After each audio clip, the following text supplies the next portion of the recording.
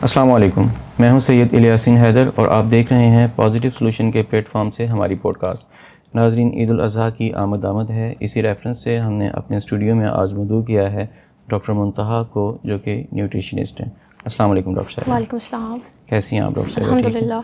अच्छा डॉक्टर साहब, बड़ी ईद की आमद है और इसमें आपको पता है कि ईद उल अज़हा में कुर्बानी का ये महीना है और बहुत ज़्यादा वाफर मिकदार में गोश्त जो है वो हम सब के घरों में अवेलेबल होता है। जी बिल्कुल। तो जब कोई चीज़ वाफर मिकदार में अवेलेबल हो तो ज़ाहिरी सी बात है उसमें बदएहतियातियाँ बहुत सी हो जाती हैं। जी। तो इसमें बहुत से फैक्टर हैं, खाने पीने के हवाले से हो जाती हैं, उसको प्रिज़र्व करने के हवाले से हो जाती हैं, उसको जो है किस तरह से हमने वॉश करना है, किस तरह से प्रिज़र्व करना है, फिर किस तरह से प्रिज़र्व किए हुए को यूज़ करना है, किस मिकदार तक करना है। इन सारी बातों को हम आपसे पूछेंगे। तो सबसे पहले आप हमें ये बताएं कि क्या लंबे अरसे के लिए गोश्त को फ्रीज़ करना जो है वो ठीक है? आम तौर पे हम कितने अरसे तक फ्रीज़ करें तो वो ठीक रहेगा, और अगर कितना अरसा है वो उसके लिए ठीक नहीं है? फॉर एग्ज़ाम्पल कई लोग महीनों तक गोश्त को फ्रीज़ किए रखते हैं, इस पे थोड़ी सी वजाहत करेंगे। अच्छा, एक तो सबसे पहले ये बहुत ही रॉन्ग कॉन्सेप्ट है जिसको हम ये कहेंगे कि लोग ये समझते हैं कि फ्रीज़ करने से गोश्त अपनी ग़िज़ाइयत खो देता है। उसके जनरल कॉजेज़ ये हो सकते हैं कि अगर आप लोग उसको अच्छे से पैक करके रखें तो वो अपनी ग़िज़ाइयत नहीं खोता। उसके जिस तरह से मीट में प्रोटीन है, विटामिन B12 पैक है, करने से क्या मुराद है? आयरन। पैक करने से मुराद कि अगर हम उसको खुश्क करें अच्छे से और उसके बाद उसको अच्छे से, मतलब जो हम पॉलीथीन बैग्स यूज़ करते हैं उसको हम यूज़ ना करें। हमारे पास जो एयर टाइट कंटेनर्स होते हैं, एयर टाइट बैग्स होते हैं, आप उनमें अगर फ्रीज़ करें। एयर टाइट तो मैम प्लास्टिक के बगैर पॉसिबल नहीं है। हमारे पास जो बैग्स होते हैं वो पॉलीथीन या प्लास्टिक के ही होते हैं जो एयर टाइट होते हैं, या तो फिर अगर तो बाउल्स की आप बात करें। कंटेनर्स, आप कोशिश करिए कंटेनर्स होना ये चाहिए कि वो एयर टाइट होने चाहिए ताकि कोई ऐसी हवा या बैक्टीरिया की क्रॉस कंटेमिनेशन ना हो सके। तो उसके लिए आपको ज़रूरी, और साथ आप फ्रीज़र टेम्परेचर में क्या ये चीज़ें सर्वाइव कर जाती हैं, बैक्टीरिया एंड अदर थिंग्स? मैं तो फ्रीज़ करने की बात हो रही है अभी। अच्छा, फ्रीजिंग टेम्परेचर में ये है कि हमने एक फ्रीजिंग टेम्परेचर दिया हुआ है क्योंकि जो बैक्टीरिया ग्रो कर रहा होता है ना, उसका जो टेम्परेचर होता है जो इन्वायरमेंट फ्रेंडली है उसका टेम्परेचर होता है 5 से 60 डिग्री सेंटीग्रेड का। ठीक है। तो जब आप फ्रीज़ कर रहे हैं फॉर लॉन्ग टाइम तो माइनस में हो, यानी कि -18 डिग्री सेंटीग्रेड का टेम्परेचर होना चाहिए कम से कम, ताकि आप लॉन्ग टर्म उसको यूज़ कर सकें। जैसे कि 6 से 12 महीने आप गोश्त को फ्रीज़ कर सकते हैं। 6 से 12 महीने कर सकते हैं -18 पे? -18 पे, लेकिन अगर आपकी पैकिंग ठीक होनी चाहिए और उस पर डेट मेंशन होनी चाहिए जो भी आप, ताकि आपको पता हो कि कितने से कितने अरसे तक आपने यूज़ किया है। सही है। अच्छा डॉक्टर साहब, ये बताइए कि चलें बैक्टीरिया वाला आंसर तो उसमें से निकल जाएगा अगर हम -18 पे अच्छी पैकिंग में उसको रख रहे हैं। जी। तो ये बताइएगा कि क्या ग़िज़ाइयत में कोई फ़र्क तो नहीं पड़ेगा इससे? लॉन्ग प्रिजर्वेशन में वही है कि अगर हम एहतियात करेंगे, खुश किया हुआ होगा, उसमें बदबू नहीं होगी, खून निकला हुआ होगा, तो उसकी ग़िज़ाइयत बरकरार रहेगी। और अगर हमने जैसे लॉन्ग टर्म के लिए नहीं प्रिजर्व करना, शॉर्ट टाइम के लिए करना है, तो वो हम अगर अपना रेफ्रिजरेटर्स में रखते हैं तो उसकी जो कंडीशन है वो तो आपको डीप फ्रीज़ के लिए बताया गया। लेकिन अगर उसकी कंडीशन है कि आपने लॉन्ग टर्म यूज़ नहीं करना और नॉर्मल टेम्परेचर पे रखना है, 4 से अगर आप -10 डिग्री पे रख रहे हैं तो कोशिश करें कि फ्रीज़र में रख लें और उसकी जो शेल्फ़ लाइफ है वो ऑलमोस्ट 2 से 3 दिन। अच्छा। हाँ जी। लेकिन हमारे यहाँ तो ज़ीरो के ऊपर चलाया जाता है, महीनों भर चलाया जाता है। ज़ीरो के ऊपर वो ये कि अगर उसका आपने टेम्परेचर रखना है कि क्या ये ख़राब हो जाता है? हाँ जी। देखिए, ख़राब होना तो एक अलग चीज़ है ना। ख़राब होने का तो हर किसी को पता लग जाएगा, स्मेली हो जाएगा, ऑफेंसिव हो जाएगा, बंदे को, आम आदमी को भी पता लग जाएगा। लेकिन वो कौन सा गोश्त है कि जो हमारी नज़र में ख़राब नहीं है लेकिन एक डॉक्टर की नज़र में ख़राब है?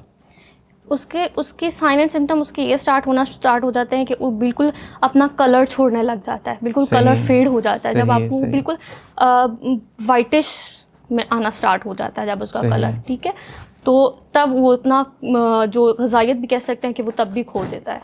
तो बेहतर यही है कि आप टेम्परेचर्स और पैकिंग्स इस सब का ख्याल रखें और कोशिश करें कि उसमें से खून भी निकला हुआ होना चाहिए। अच्छा, उसकी धुलाई जो है, देखिए आमतौर पे ये भी कहा जाता है कि गोश्त को पानी नहीं लगाना चाहिए ज़्यादा, इस पे आपकी क्या राय है? अच्छा, ये इस पे ये कॉन्सेप्ट है कि वाकई पानी नहीं लगाना चाहिए, क्योंकि पहले हम इसी बात पे बात करेंगे, गोश्त को खुश्क होना चाहिए, उसके अंदर से खून निकलवा होना चाहिए। लेकिन अगर आप नहीं निकालेंगे, उसका ये कॉन्सेप्ट है कि अगर आप तो उसका पानी रह जाएगा, किचन में भी छींटे पड़ेंगे और जितनी चीज़ों के साथ वो अटैच होगा तो क्रॉस कंटेमिनेशन के चांसेस हो सकते ज़्यादा हैं। होंगे। इसीलिए अगर जो हम वर्ल्ड लेवल पे देखें तो फूड सेफ्टी वालों ने भी यही बात की हुई है कि रॉ मीट को धोना नहीं चाहिए before cooking, like before freezing.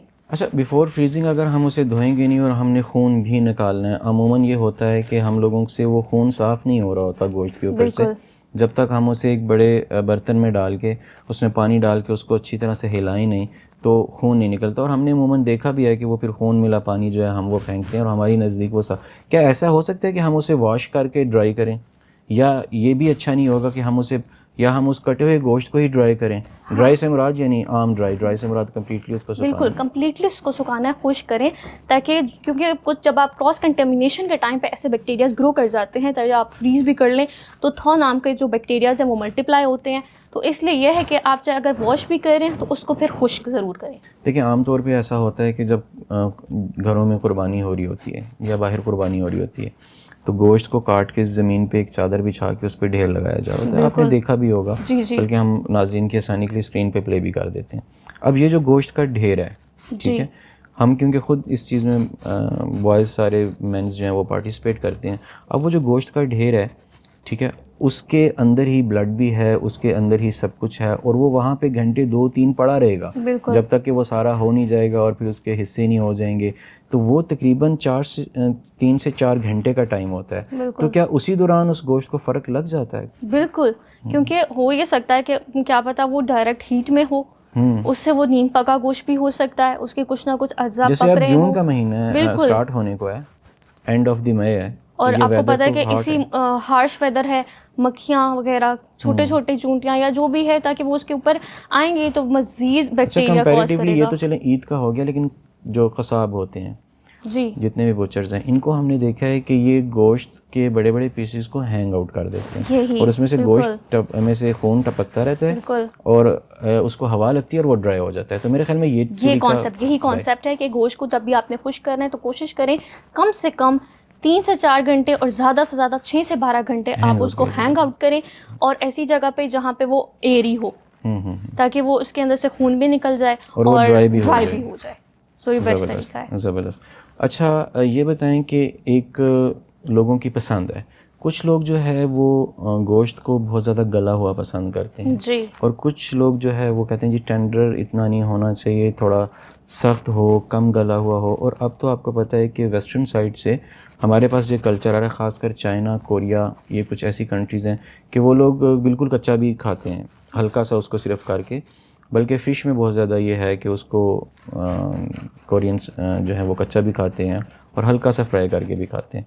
इस बारे में आप बताएं कि जो बड़ा गोश्त है, बीफ जिसको हम कहते हैं, या जो मटन है, बकरे का गोश्त है, इसकी जो कितना गला होना चाहिए ये?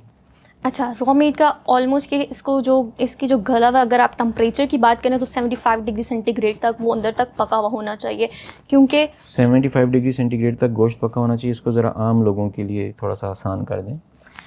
इतना कि वो जब आप उसको टच करें तो वो टेंडर हो जाए, गोश्त अब जो हड्डी के साथ जुदा हो जाए, इतना वो टेंडर होना चाहिए। उसका नुकसान ये होता है कि अगर आप नीम पका गोश्त खाते हैं तो वो सबसे बड़ी कॉज बनता है फूड पॉइजनिंग के लिए, क्योंकि जैसे अगर हम बात करें कलेजी की, कीमा की, तो उसको तो अच्छा अंदर तक पका होना चाहिए, क्योंकि जैसे बैक्टीरिया हैं, ई कोलाई, हिस्टेरिया, तो ये सारे ग्रो करते हैं। सही है। तो आपकी जो आम तौर पे घरों में किया जाता है 30 मिनट से 40 मिनट, जी जो प्रेशर कुकर में किया जाता है, बिल्कुल। आप क्या समझती हैं, वो 40 मिनट्स का टाइम ठीक है, 25 मिनट्स का, या 1 आवर का? अच्छा, क्योंकि डिफरेंट घरों में डिफरेंट जो प्रैक्टिस होती है परफॉर्म कुकिंग की होती है, कुछ कुकर में करते हैं और कुछ बगैर कुकर के भी कर रहे होते हैं। तो इसके लिए जो टाइमिंग्स हैं, अगर बगैर कुकर के कर रहे हैं तो ऑलमोस्ट 1 से 2 घंटे, अगर कुकर में कर रहे हैं तो 40 मिनट्स। देखिए, ये थोड़ा सा इसके ऊपर जो है ना डिपेंड करता है कि आप रह कहाँ रहे हैं। सतह समुंदर से अगर आपकी हाइट ज़्यादा है तो अमूमन जो हमारा वाकएंड का एरिया है, यहाँ पे गोश्त जो है वो 25 मिनट्स तक गल जाता है, हाँ जी। लेकिन वो अच्छा गला हुआ नहीं नहीं है, तस्वुर किया बिल्कुल, जाता। बिल्कुल। तकरीबन 40 मिनट्स तक होना होना चाहिए। इसी तरह अगर आप और नॉर्दर्न एरियाज़ की तरफ चले जाएंगे तो वहाँ पे ये टाइम 2 आवर्स तक चला जाएगा प्रेशर कुकर के अंदर। बिल्कुल ऐसा और ही है। इसी को अगर आप गुजरात साइड पे ले जाएं, कराची साइड पे ले जाएं, यानी ज़मीनी इलाकों में ले जाएं, तो ये तो कुकर का तस्वुर ही नहीं है, वो तो देचकी बिल्कुल में डेगची में ही ही यही गल जाता है। बिल्कुल यही तो है इसके लिए हमें एक ये स्टैंडर्ड रखना चाहिए कि गोश्त जो आपने बताया कि इतना हो कि वो हाथ से आराम से स्टैंडर्डली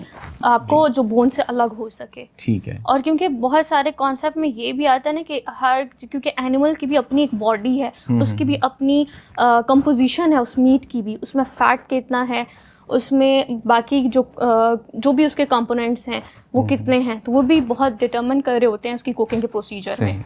अच्छा, आपने जिक्र किया मुंतहा इसमें कि फूड पॉइजनिंग का, इससे जी। पिछले क्वेश्चन में फूड पॉइजनिंग के हवाले से मेरा आपसे ये क्वेश्चन है कि अगर देखिए, एक तो ये है कि फूड पॉइजनिंग हो गई है जी। उस पर हम आपसे बाद में बात करते हैं। पहले आप हमें ये बताएं कि अब घर में गोश्त है तो डेफिनेटली हम as a Muslim meat lovers हैं, हम बिल्कुल। डिफरेंट किस्म की डिशेस बनाएंगे, हम उसके कबाब बनाएंगे, हम उसका बारबेक्यू करेंगे, हम उसको सालन बना के खाएंगे, चावलों में डाल के खाएंगे। तो ये ज़रा सा बता दें कि अगर फूड पॉइजनिंग हो जाए, वो तो एक अलग मैटर है, उससे बचा कैसे जाए? कितनी मिकदार है एक सेहतमंद इंसान के लिए गोश्त की एक दिन में जो कि फ़ायदा मंद है, और कितनी है जो फ़ायदा मंद की सतह से ऊपर चली जाएगी और नुकसान की तरफ चली जाएगी, केजीज़ में हो या? जी जी। अच्छा, प्रोटीन की रिक्वायरमेंट अगर हम ओवरऑल बात करें तो हम यही बोलते हैं कि उसकी जितना उसका बॉडी वेट है ना, तो उस हिसाब से उसका अगर फॉर एग्जांपल कि आपका बॉडी वेट 65 केजी है, ठीक है, तो आप वही 65 को अपना 0.8 से मल्टीप्लाई करें तो आपकी वो डेली की रिक्वायरमेंट बन जाती है। 0.8 से आप 65 को मल्टीप्लाई कर लें, ठीक है, ठीक है। तो वही आपकी जो है वो प्रोटीन की रिक्वायरमेंट्स बन जाती है। तो हर इंसान को प्रोटीन की रिक्वायरमेंट उस हिसाब से लेनी चाहिए। लेकिन अगर जैसे हम कुर्बानी के गोश्त की बात करें, रेड मीट की, तो अगर आपकी फॉर एग्जांपल एक प्लेट है, प्लेट का साइज़ एक नॉर्मल प्लेट का साइज़ होता है, उसमें 1/4 आपका प्रोटीन का पोर्शन होना चाहिए रेड मीट का। हाँ जी, 1/4। लेकिन ये तो ज़्यादा होता है ईद पे बहुत। इसे अच्छा तो हमेशा यही कहा गया, इस्लाम में भी म्याना रवी का कहा गया है, तो अगर आप जितनी ज़्यादा कंजप्शन करेंगे तो उतनी ज़्यादा, एक तो फूड पॉइजनिंग तो अलग कॉन्सेप्ट है, उसके अलावा जो कॉन्स्टिपेशन के बचने के लिए क्या हैं, किया जाए फूड पॉइजनिंग से? फूड अगर गोश्त खाने के साथ साथ क्या एहतियाती तदाबीर हैं जो हमें इससे बचा सकती हैं? अच्छा, आप ये एक सैलेड का कंसेप्ट है, ये ठीक है? बिल्कुल बिल्कुल सैलेड होना चाहिए क्योंकि वो फाइबर है, आपकी डाइजेशन में इम्प्रूव कर सकता है। दूसरा ये है कि आप उसकी प्रोटीन की एब्जॉर्प्शन बढ़ा दें, आप उसमें लेमन स्क्वीज़ कर लें।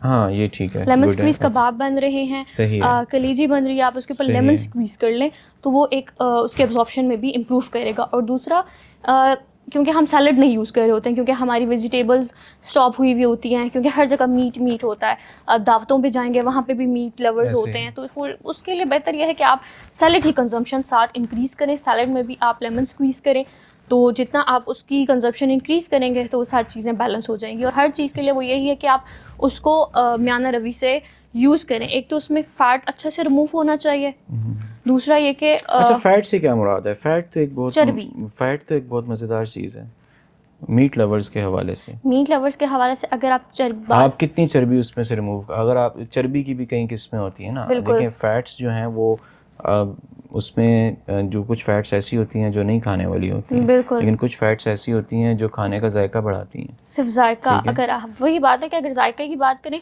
तो फिर तो हम ऐड करें, लेकिन वो चर्बी आपके लिए नुकसानदेह है। स्पेशली अगर हम बात करें कि दिल के मरीज़ों के लिए, वो तो बिल्कुल आपने उस चर्बी को रिमूव करना है टोटली, तो बेहतर ये है कि चर्बी को रिमूव किया जाए। हम उसको रिमूव कर सकते हैं? मैंने तो देखा गोश्त में आप जितना भी करें चर्बी तो, हाँ, जितना आप कोशिश करेंगे, जितनी जो इजीली जो बिल्कुल नजर आ रही है, क्योंकि आपको नहीं पता। और ये चर्बी दिल के मरीजों के अलावा बाकी लोग खा सकते हैं या उनके लिए भी नहीं? हम तो होटलिंग करते हैं और बहुत सी ऐसी मशहूर डिशेज हैं जिनका मैं नाम नहीं लेना चाहता, जो बनती ही उसमें है और उसके बगैर उसका तस्वुर ही नहीं है। बिल्कुल, लेकिन हर चीज उसको आप यही कॉन्सेप्ट है कि आप उसको क्या पेशेंट सिर्फ अवॉइड करें या यंगस्टर भी उसको अवॉइड करें? बच्चों का स्पेशली बच्चों भी अवॉइड करें। अच्छा, हाँ, क्योंकि उससे उनका हो सकता है कि बदहजमी हो जाए, कॉन्स्टिपेशन भी हो जाए, तो इसलिए क्योंकि वो अब्जॉर्ब करने में टाइम लेता है ना, चिकनाई है और ज़्यादा इजीली डाइजेस्टेबल नहीं है। क्या ये बिल्कुल ही नुकसानदेह है या इसकी ओवर मिकदार नुकसानदेह है? ओवर एग्जैजरेशन हर चीज़ की नुकसानदेह है। तो आप उसका पोर्शन, वही आपको पता है, पोर्शन आप रख लें, 1/4 सही आपने है। प्लेट में निकालना है, आप 1/4 अब निकालें। 1/4 में फैट कितनी होनी चाहिए?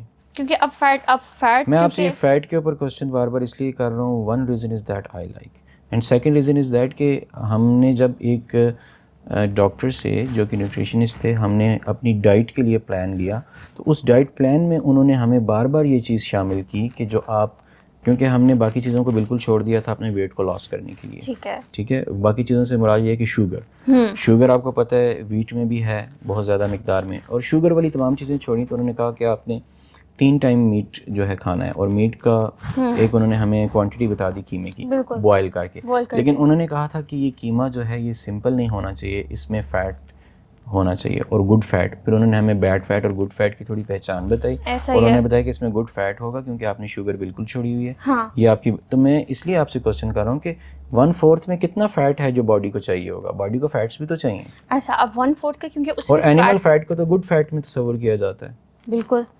तो अब आपने उसकी ऑब्जॉर्प्शन और डाइजेशन के डिफरेंट प्रोसीजर्स होते हैं। कुकिंग मेथड्स सबसे मेनली चीज़ ये है कि आपने उसको कितना ही कुक्ड किया हुआ है, कितना ओवर कुक्ड है वो। तो उसके लिए बेहतर यही है कि जब आप 1/4 ले रहे हैं तो उसमें ऑलमोस्ट फैट की कंपोजिशन कंप्लीट हो रही है, जो कि आप जितने अमाउंट में भी है, बस ये होना चाहिए कि जो आपको विजिबल ऑयल है ना वो नहीं होना चाहिए। बाकी सही आपके जो अगर मीट के साथ है तो आप वो डाइजेस्ट कर सकते हैं। ठीक है। अच्छा मुंतहा ये बताएं कि एक तो यह है कि हमें फूड पॉइजनिंग की, ये हमने बता दी कि इन चीज़ों से, बिल्कुल। अब अगर हमें हो गई है फूड पॉइजनिंग, बिल्कुल। हमने ओवर ईटिंग कर ली है, हमें फूड पॉइजनिंग हो गई है, तो क्या जो हमें आमतौर पे सिरप मिलते हैं और मेडिसिन्स मिलती हैं वो हमें एकदम फौरी रिज़ल्ट तो दे देती हैं, लेकिन उसका कोई लॉन्ग टर्म में इतना फ़ायदा नहीं है? मैंने देखा है कि सिरप पे जब इंसान डल जाता है तो वो फिर हर वक्त खाना खाएगा तो उसको रात को नींद नहीं आएगी जब तक वो 2 चम्मच सिरप नहीं पी लेगा। बिल्कुल। आप एज ए डाइटिशियन हमें गाइड करें कि अगर फूड पॉइजनिंग हो गई है तो हम उसे घर में, अब ये ईद का आपको पता है दिन ऐसा ही है, है। हम उसे घर में कैसे ट्रीट कर सकते हैं विदाउट मेडिसिन?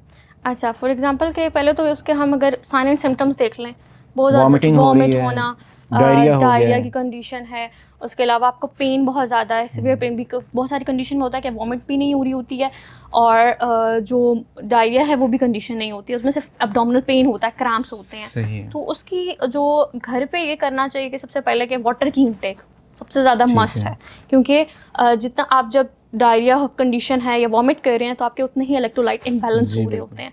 तो बेहतर है कि अपनी डिहाइड्रेशन, क्योंकि वहाँ पे जो चांसेस जो सिवियरिटी की तरफ जाते हैं वो डिहाइड्रेशन की वजह से जाते हैं। तो बेहतर है कि अपना वाटर इनटेक बेहतर करें, ORS का इस्तेमाल ज़्यादा करें क्योंकि उसमें इलेक्ट्रोलाइट्स हैं, वो मज़ीद वाटर की एब्जॉर्प्शन को इंक्रीज़ करेंगे।